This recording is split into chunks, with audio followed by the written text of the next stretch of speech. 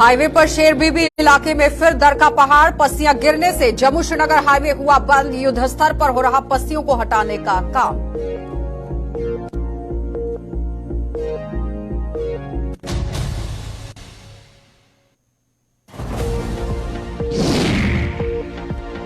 BC road पर फुटपाथों पर धड़ल्ले से हुआ अतिक्रमण, अवैध पार्किंग, राहगीरों की आवाजाही में बन रही बाधा। कारोबारी भी अपनी दुकानों को सजाने से नहीं आ रहे बाज।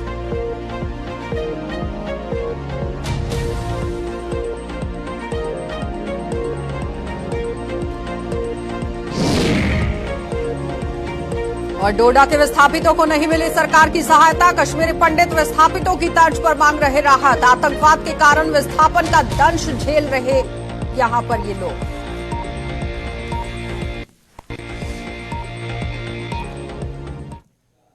नमस्कार, बुलेटिन में आपका स्वागत है। मैं हूं आपके साथ आशा सरमाल। चलिए शुरुआत करते हैं जम्मू कश्मीर से जुड़ी खबरों की। सबसे पहले आपको नेशनल हाईवे की खबर दिखा देते हैं, जहां पर आप देखिए पहाड़ दरकने के कारण जम्मू श्रीनगर हाईवे एक बार फिर से यातायात के लिए बंद कर दिया गया है। और जिला रामबन के अधीन आने वाले शेरबीबी इलाके में अचानक ही पहाड़ से पस्सियां गिरने का सिलसिला बदस्तूर जारी हो चुका, जिसके चलते गाड़ियों की आवाजाही को रोक दिया गया है। और हाईवे के रखरखाव के लिए जो जिम्मेदार एजेंसियां हैं वो हरकत में आ गई हैं। हालांकि गनीमत ये रही कि रामबन में आज भी मौसम खुशगवार होने के कारण यहां राहत अभियान में कोई बाधा नहीं आ रही है। तो हाईवे पर गाड़ियों की आवाजाही फिलहाल बंद होने के कारण रास्ते में कई गाड़ियां रुक गई हैं।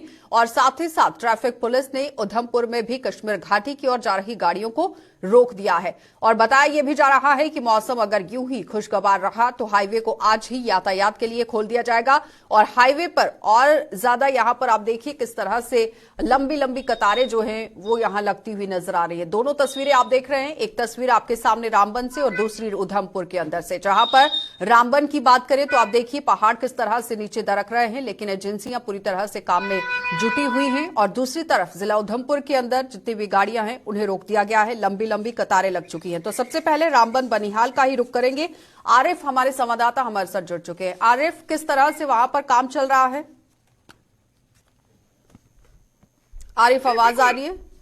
जी बिल्कुल आशा, मैं आपको बताने की कोशिश करूंगा कि जम्मू श्रीनगर राष्ट्रीय राजमार्ग पे जो शेरबीबी का इलाका है वहां सुबह से ही जो है सभी गाड़ियां जो है पूरी तरह से बंद कर दी गई है। क्योंकि मैं आपको बताने की कोशिश करूंगा कि आज अगर देखें तो मौसम खुशगवार है, धूप खिली हुई है, लेकिन इस स्ट्रेच में जो है वर्किंग एजेंसीज को भी जो है उसमें कहीं ना कहीं पे दिक्कतें थी, जिनका मानना था कि यहाँ पर रोड के स्ट्रेच को जो है यहाँ पर इस मलबे को हटाना बहुत जरूरी है, जिसके चलते जो है बिल्कुल सुबह मॉर्निंग में तकरीबन 6 बजे से पहले जो है वहां पर कुछ पत्थर खिसक कर आ गए। उसके बाद जो वर्किंग एजेंसी जो उस पर काम किया तो उसमें मलबे का मार्जिन जो है वो कहीं ना कहीं पे जो है उतर कर आ गया, जिसके चलते जो है कौमी शाहराह पे इस समय भी अगर देखें तो ट्रैफिक की आवाजाही जो है वो पूरी तरह से बंद है।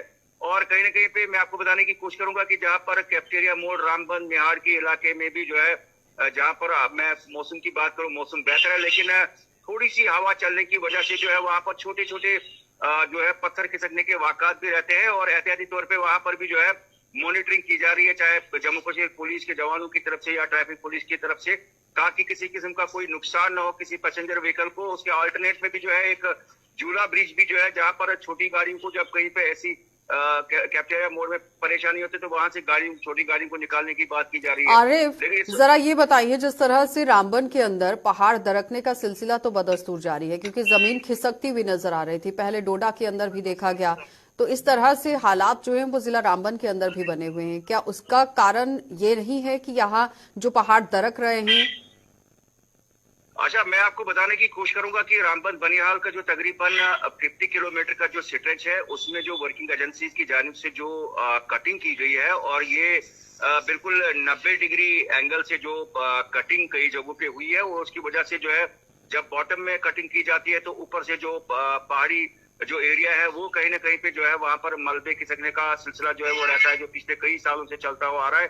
लेकिन ये भी उसी की एक कड़ी है कि जो बिल्कुल डाउन में जो कटिंग की जा रही है, जहां पर हाईवे की स्पेस को जो है बढ़ाने की बात की जाती है वर्किंग एजेंसीज के थ्रू, तो उसमें जो है इस तरह के मलबे का मार्जिन जो है वो हाईवे पे, क्योंकि आरिफ अब तो लोग भी आरोप लगा रहे हैं, वो कह रहे हैं कि इफ्कॉन की तरफ से जितना भी काम किया गया था उसमें एहतियात नहीं बरती गई है, जिसका खामियाजा वहां पर लोगों को भुगतना पड़ रहा है। एक तरफ विकास की राह है, लेकिन दूसरी तरफ लोगों को परेशानी भी झेलनी पड़ रही है। और नेशनल हाईवे की अगर बात करें तो ये कोई पहला मौका तो है नहीं, इस तरह से कई बार घटनाएं सामने आती हैं।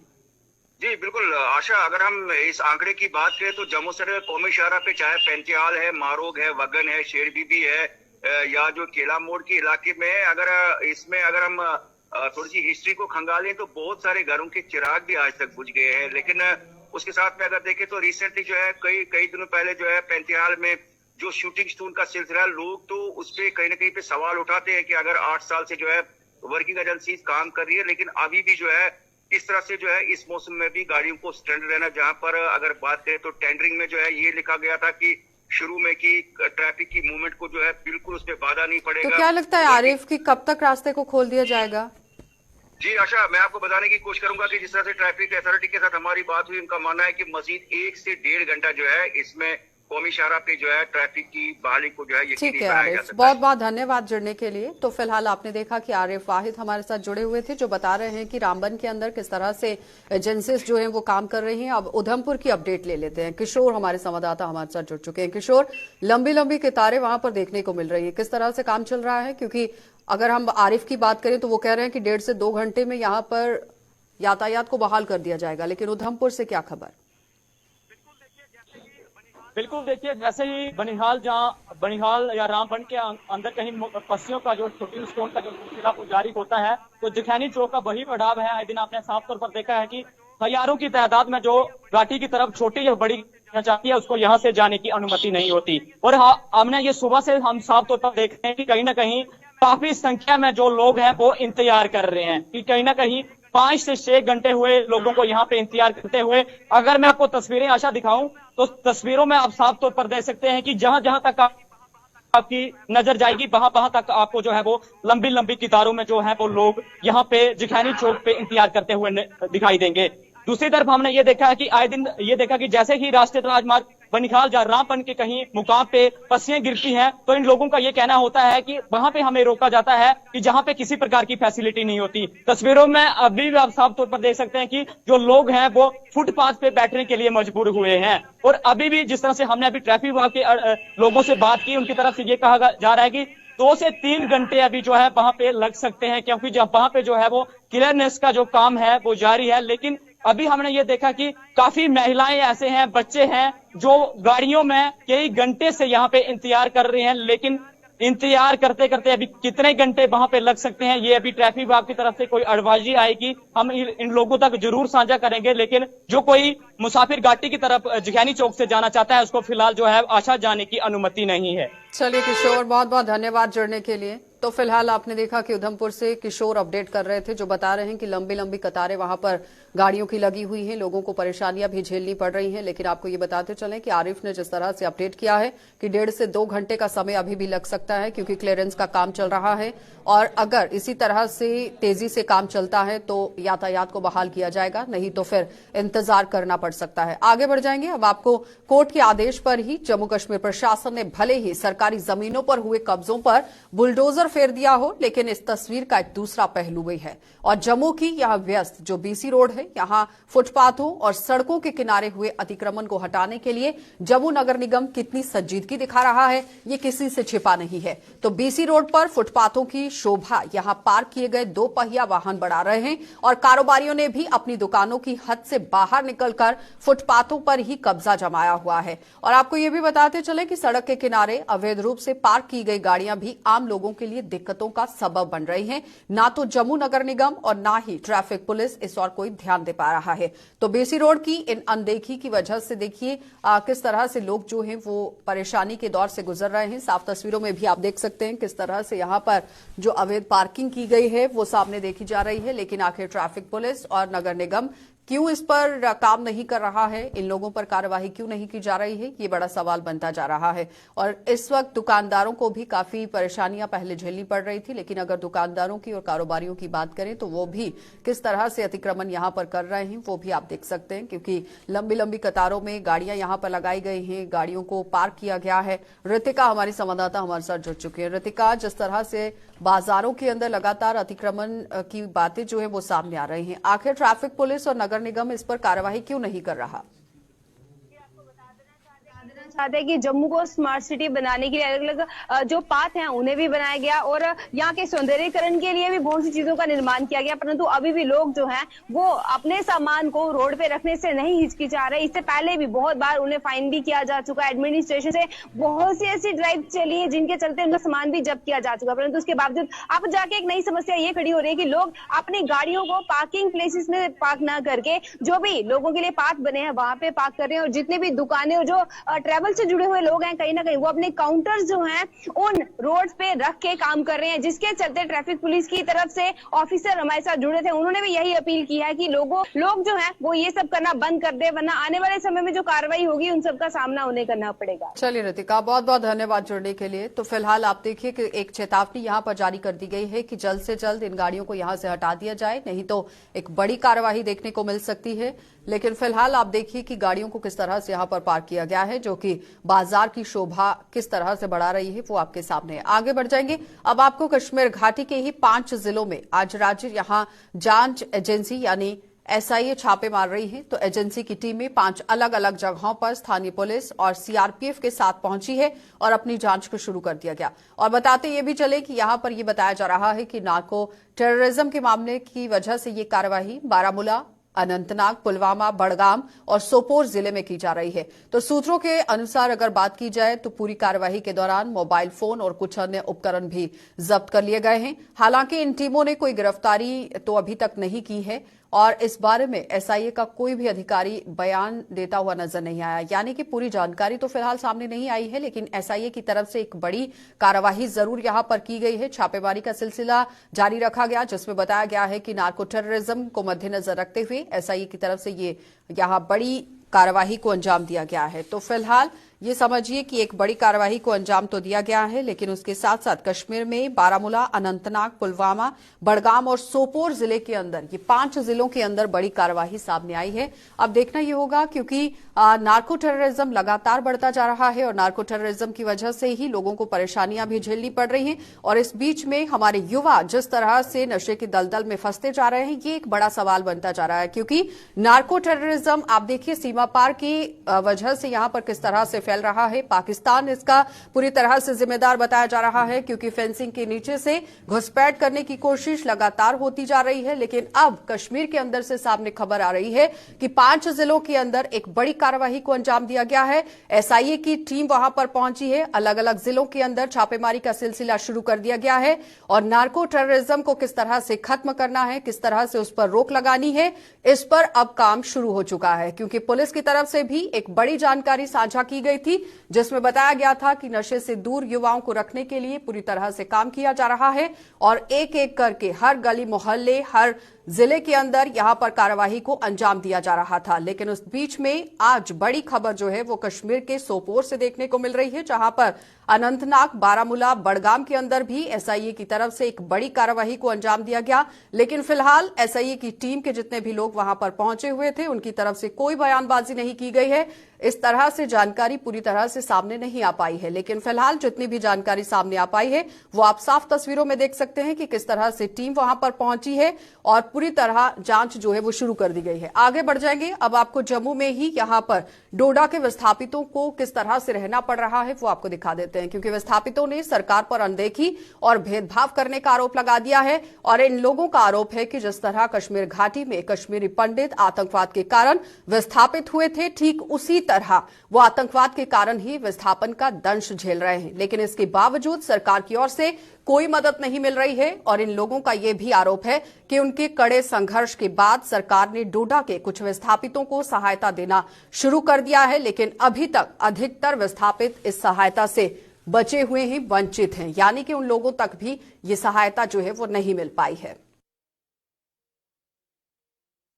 1054 फैमिलीज को माइग्रेशन स्टेटस मिला है, जिसमें कि वो ज्यों का त्यों है। जब वो रजिस्ट्रेशन उनकी हुई है उसके बाद इसमें कोई इंक्लूजन नहीं हुआ है, कोई बाइफर्केशन नहीं हुई है, न इसमें हमारी कोई बहू चढ़ी है, बेटियां जरूर डिलीट हुई हैं, या जिसकी डेथ हुई है उसको जरूर उन्होंने डिलीट किया, लेकिन बेटियां जो बहुएं हमारी हैं वो उनको इंक्लूड नहीं किया है। हमारा जो पोता पोती है उनको भी इंक्लूड नहीं किया है। हमने काफ़ी दफ़ा अप्रोच किया, हमने ऑल पार्टी डेलीगेशन को भी अप्रोच किया, जिसमें कि 25 मेंबर्स थे, जिसमें home minister, finance minister, leader of opposition, ministry of PMOs, बहुत लोगों को हमने अप्रोच किया। हमने अपने मेमोरेंडम उनको दिए, उन्होंने कोई अभी तक इस पे नजरसानी नहीं की। देखो जी, समस्या है, हमें तो अभी तक कुछ नहीं मिला। हमारे साथ तो ऐसे ये हालत हुई है हमारी कि इस गवर्नमेंट ने हमें डिवाइड कर दिया है, हमारी एक जंग बना दी है। आधों को मिल रहा है, आधे को मिल ही नहीं रहा है। और कुछ लोगों को तो ऐसा है कि एक दो बार, जब जैसे कि हम सभी लोग, जैसे कौशल शर्मा जी हो गए, दिलीप शर्मा जी अभी तो बेचारे बेड में है, वो हम सभी इकट्ठे होकर एक मिशन चलाया इस माइग्रेशन का, उसमें कुछ चंद लोगों को मिला, राशन मिला खाली। वो 2018 और 19 में, 17 और 18 में 6 3 महीने का। उसके बाद उन्होंने बंद कर दिया। कईयों को मिल रहा है, राशन मिल रहा है, रिलीफ मिल रहा है, उनको भी फुल बेनिफिट नहीं है, खाली राशन और रिलीफ, ना ही मेडिसिन मिल रही है, ना कोई दूसरे जो बाकी माइग्रेंटों को मिलते हैं वो भी नहीं मिल रहे हैं। चलिए अब आपको सांबा लिए चलेंगे, जहां पर आयकर विभाग किस तरह से बड़ी कार्यवाही को अंजाम दे रहा है वो आपको दिखा देते हैं, क्योंकि आयकर विभाग की तरफ से छापेमारी का सिलसिला बदस्तूर जारी कर दिया गया है और बाड़ी भावना में कुछ औद्योगिक इकाइयां निशाने पर हैं और विभाग की अलग अलग टीमें रिकॉर्ड यहां पर खंगाल रही हैं। अब देखना यह होगा कि किन लोगों के नाम सामने आएंगे, किस तरह से ये रिकॉर्ड जो है वो खंगाले जा रहे हैं। बड़ी अपडेट जिला सांबा के अंदर, जहां पर कश्मीर में आपने देखा कि 5 जिलों के अंदर एसआईए लगातार छापेमारी कर रही है नार्को टेररिज्म को मद्देनजर रखते हुए। और दूसरी तरफ जम्मू संभाग की बात करें तो जिला सांबा के अंदर आयकर विभाग की तरफ से एक बड़ी छापेमारी को अंजाम दिया गया है। विभाग की अलग अलग टीमें यहां पर किस तरह से पहुंची हुई हैं और बाड़ी भावना में कुछ औद्योगिक इकाइयां निशाने पर हैं। औद्योगिक इकाइयों के ही यहां रिकॉर्ड्स जो हैं वो खंगालने की कोशिश हो रही है। ऋषि खजूरिया हमारे संवाददाता हमारे साथ ज्वाइन कर चुके हैं। ऋषि, किस तरह से वहां पर छापेमारी का सिलसिला शुरू कर दिया गया है, क्या कुछ चल रही है पूरी कार्यवाही? देखिए, बिल्कुल आपको बता दें कि कुछ देर पहले यहाँ पर इनकम टैक्स की जो विभाग की जो टीमें हैं यहाँ पर उन्होंने रेड किया है बड़ी ब्राह्मणा इंडस्ट्रियल एरिया में, कई अलग अलग इंडस्ट्रियल यूनिट्स में। अब कौन कौन से इंडस्ट्रियल यूनिट्स है इसको लेकर अभी जानकारी आना बाकी है, लेकिन अभी फिलहाल जो पहली शुरुआती अपडेट हमें मिल पा रही है कि इंडस्ट्रियल एरिया में लगभग 4 से 5 ऐसे इंडस्ट्रियल यूनिट्स है। यहाँ पर ये रेड इस समय इनकम टैक्स विभाग की चल रही है और यहाँ पर रिकॉर्ड चेक किया जा रहा है, रिकॉर्ड खंगाला जा रहा है। और मुझे लगता है कि जो विभाग की टीमें यहाँ पर पहुंचे वो रिकॉर्ड को अपने साथ भी लेकर जाएंगी और क्या कुछ इसमें चीजें आएंगी सामने, ये देखना होगा। क्या जो रिकॉर्ड है उसमें कोई छेड़खानी की गई है, यानी अगर हम ऑडिट को लेकर बात करें तो ऑडिट से पहले क्या कुछ ऐसी चीजें हैं, कोई यहाँ पर ऐसे कोई लूप होल्स देखे गए हैं जिसको लेकर इनकम टैक्स विभाग कहीं ऐसा तो नहीं है कि टैक्स चोरी का मामला सामने आएगा या फिर भ्रष्टाचार का मामला सामने आएगा? बिल्कुल, इनकम टैक्स की जब टीमें यहाँ पर औचक किस तरह से दौरा करते हैं, रेड करते हैं, तो वो जो टैक्स की चोरी होती है उसी के सिलसिले में पहुंचती है। लेकिन इसमें क्या कुछ और लूप होल्स देखे गए हैं ये भी देखना होगा। लेकिन अभी कुछ भी कहना जो वो ठीक नहीं होगा जब तक पूरी तरह से जो रेड है ये कंप्लीट नहीं हो जाती है। और कौन कौन सी औद्योगिक इकाइयां हैं जहां पर ये छापेमारी चल रही है? देखिए, फिलहाल अभी बताया जा रहा है कि यूफ्लेक्स इंडस्ट्री का भी नाम सामने आ रहा है, हालांकि हम इसकी पुष्टि नहीं करते हैं, लेकिन जब तक पूरी डिटेल सामने नहीं आती कुछ भी कहना जो वो ठीक नहीं होगा, क्योंकि अभी जो नाम सामने आ रहे हैं उसकी भी हम पुष्टि नहीं करेंगे, इसलिए हमें थोड़ा सा इंतजार करना होगा। लेकिन ये जो रेड है ये लगातार जो अभी चल रही है और कुछ ही देर में जो वो कंप्लीट हो सकती है। इसको लेकर तमाम एजेंसियों की लेकर बात करें तो उन्होंने वहां पर डेरा डाला हुआ है और क्या कुछ अंदर से जानकारी सामने आ रही है वो जानकारी भी हम तक पहुंच रही है और धीरे धीरे जो भी अपडेट हमारे पास आएंगे वो आपके साथ हम पूरी तरह ठीक है ऋषि, बहुत बहुत धन्यवाद जुड़ने के लिए। तो फिलहाल आपने देखा कि ऋषि खजूरिया हमारे साथ जुड़े हुए थे जो बता रहे हैं कि किस तरह से आयकर विभाग की तरफ से छापेमारी का सिलसिला औद्योगिक इकाइयों के अंदर शुरू कर दिया गया है। रिकॉर्ड्स खंगालने की कोशिश हो रही है, लेकिन कौन कौन सी औद्योगिक इकाइयों के अंदर ये छापेमारी चल रही है फिलहाल उसके लिए इंतजार करना पड़ेगा और कुछ ही देर के बाद ये नाम भी सामने आ जाएंगे। अब आपको लिए चलेंगे यहाँ पर दूरदराज के इलाकों के अंदर, क्योंकि जम्मू कश्मीर में दूरदराज के ही इलाकों में स्थित सरकारी स्कूलों की हालत बेहद खस्ता है और कई जगहों पर सरकारी स्कूलों की जो इमारतें हैं वो गिरने की कगार पर हैं, लेकिन इनकी ओर कोई ध्यान नहीं दिया जा रहा है। बुनियादी ढांचे की खस्ता हालत के कारण यहां इन स्कूलों में शिक्षा ग्रहण कर रहे बच्चों की शिक्षा भी प्रभावित हो रही है। तो कुछ ऐसी ही यहां खस्ता हालत है उधमपुर की गर्ल्स सिटी मिडिल स्कूल की, जिसकी इमारत खस्ता हालत में है और वहां पर पढ़ रही छात्राओं के लिए मुसीबत का सबब बन चुकी है। क्या कुछ कहना है स्कूल की इमारत को लेकर छात्राओं का, जरा देख लीजिए। स्कूल की यही थी कि मतलब कि हमारे जो प्रधानमंत्री हैं वो बोलते हैं बेटी बचाओ बेटी पढ़ाओ, फिर क्या ही पढ़ा रहा है। अब देखो आप स्कूल की हालत देख लो, सिटी में ये स्कूल इस हालत है क्योंकि बिल्डिंग देखो डैमेज हो गया, जितना भी पानी आता है वो 8 क्लास में जाता है हमारी क्लास में।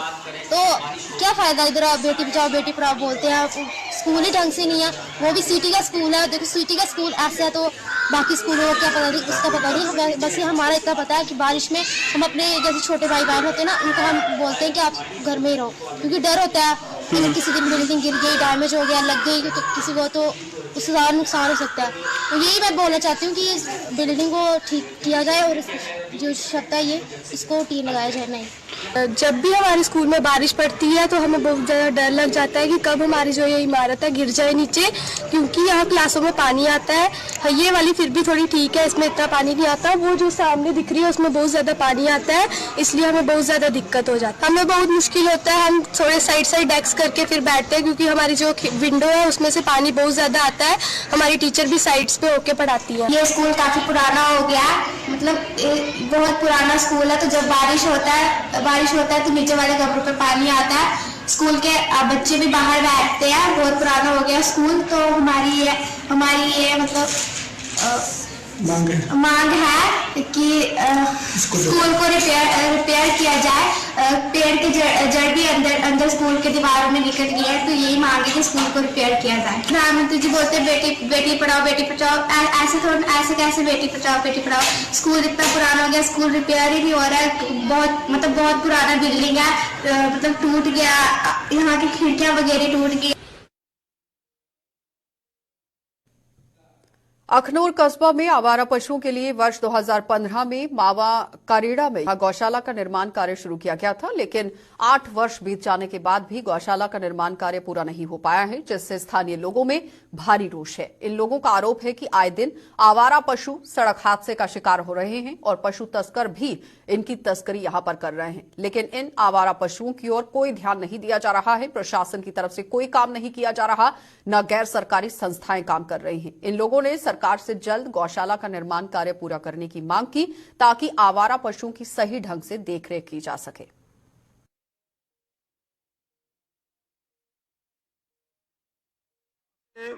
बड़े बारीक ना इस चीज़ की प्रशासन अगे और सरकार अगे भी असें किना इसी रखने की कोशिश की।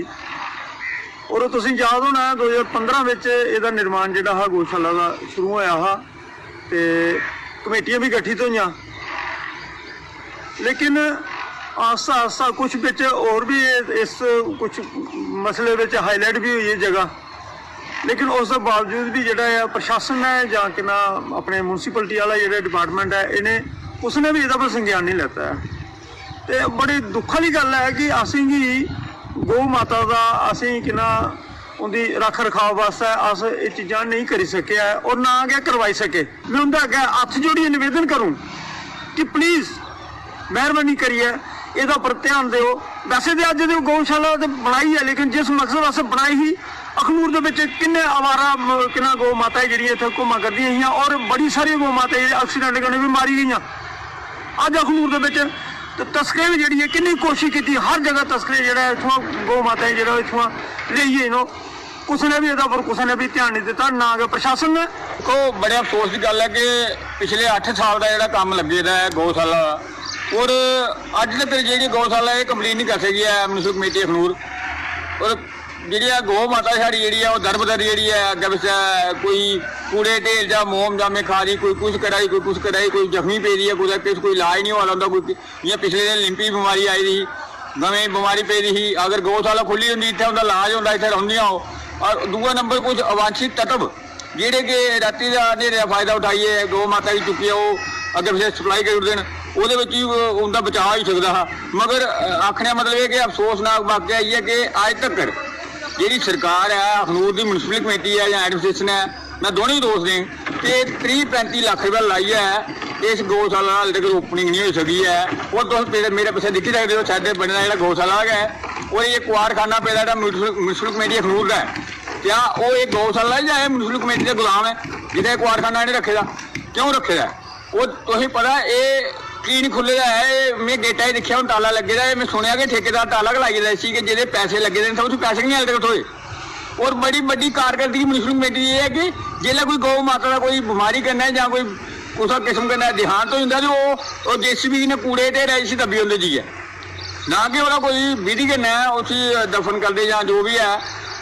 ये चीज़ आखूँगी जल्दी को जल्दी ये चीज़ पर संज्ञान लेता जा और जी लखा रुपये लाइए इसे कुआरखाना सुटे जा कमेटी दफ्तर भी चलाया जा और ये चीज़ जल्दी को जल्दी खोलिया जा के साड़ी अजी गौ माता ही इतना एक आश्रय मिला।